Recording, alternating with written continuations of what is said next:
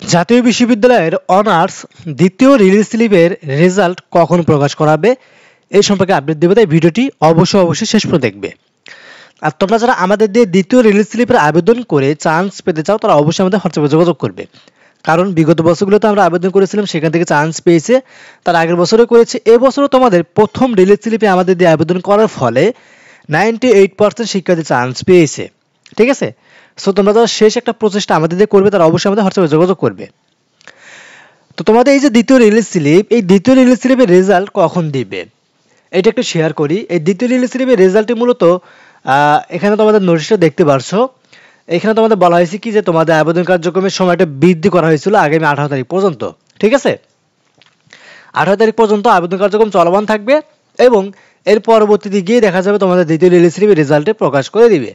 অর্থাৎ তোমাদের কিন্তু আবেদনের সময়টা কিন্তু দিয়েছিল একটা, তারপরে দেখা গেল যে অনেক শিক্ষার্থী কিন্তু চান্স আবেদন করতে পারেনি, সার্ভারে একটা প্রবলেম ছিল, এই জন্য যার জন্য জাতীয় বিশ্ববিদ্যালয় কর্তৃপক্ষ কি করেছে, তোমাদের আবেদনের সময়টা আরও 5 দিন বৃদ্ধি করেছে। ঠিক আছে, অর্থাৎ আগে ছিল 13 তারিখ পর্যন্ত এবং এখন ওই 5 দিন বৃদ্ধি করে তোমাদের দিয়েছে 18 তারিখ পর্যন্ত। তোমাদের 18 তারিখের পরে গিয়ে তোমাদের এই দ্বিতীয় রিলিজ স্লিপের রেজাল্টটা প্রকাশ করে দিবে।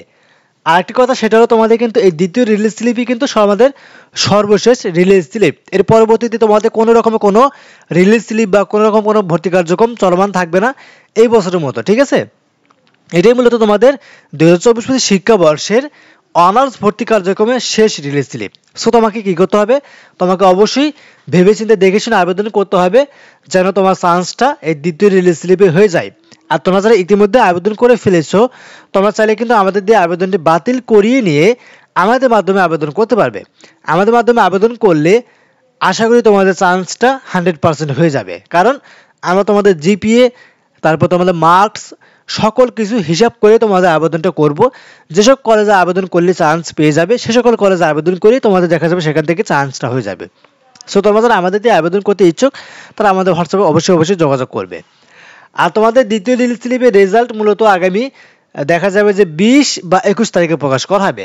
যেহেতু 18 তারিখ বিকাল 4টা পর্যন্ত তোমাদের এই দ্বিতীয় রিলিজ স্লিপের আবেদন কার্যক্রম চলমান থাকবে, সো দেখা যাবে যে 19 তারিখ দেখা যাবে তোমাদের রেজাল্ট তৈরি করতে লাগবে এবং তোমাদের 20 বা 21 তারিখে তোমাদের রেজাল্টটা প্রকাশ করে দিবে বা 19 তারিখে প্রকাশ করতে পারে, এটা তোমাদের শিওর নাই।